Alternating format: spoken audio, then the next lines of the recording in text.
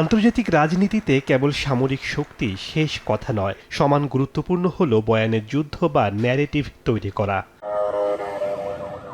দশকের পর দশক ধরে মধ্যপ্রাচ্যের সংঘাতে ইসরায়েলের সরকারি বক্তব্য ও অবস্থান আন্তর্জাতিক অঙ্গনে, বিশেষ করে পশ্চিমা বিশ্বে গ্রহণযোগ্যতার পাশাপাশি রাজনৈতিক সুরক্ষা পেয়ে এসেছে।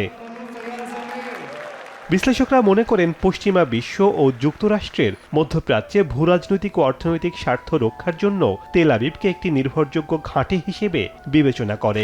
এ কারণে পশ্চিমা নীতি নির্ধারকদের কাছে ইসরায়েলের নিরাপত্তা ও তাদের দেওয়া বক্তব্যকে রক্ষা করা অনেকটা নিজেদের স্বার্থ রক্ষার মতোই। দ্বিতীয় কারণ হলো যুক্তরাষ্ট্র ও ইউরোপের রাজনীতিতে ইসরায়েলপন্থী লবিং গ্রুপগুলো অত্যন্ত সুসংগঠিত এবং অর্থনৈতিকভাবে শক্তিশালী। তারা নীতি নির্ধারক, বুদ্ধিজীবী এবং থিঙ্ক ট্যাঙ্কগুলোকে প্রভাবিত করতে সক্ষম।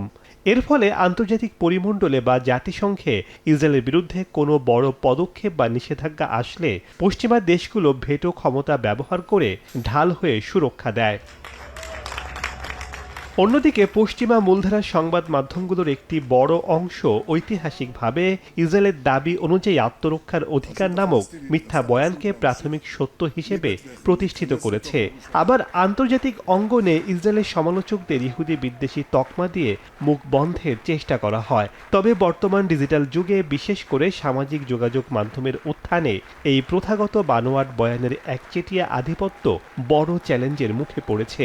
মূলধারার গণমাধ্যমের ফিল্টার ভেদ করে বাস্তব চিত্র এখন সরাসরি বিশ্ববাসীর সামনে উঠে আসছে, যার ফলে কেবল ইসরায়েল সরকারের বিবৃতি অনুযায়ী সত্যকে আড়াল করা দিন দিন কঠিন হয়ে উঠছে। শেখ সাদি মারজান, সময় সংবাদ।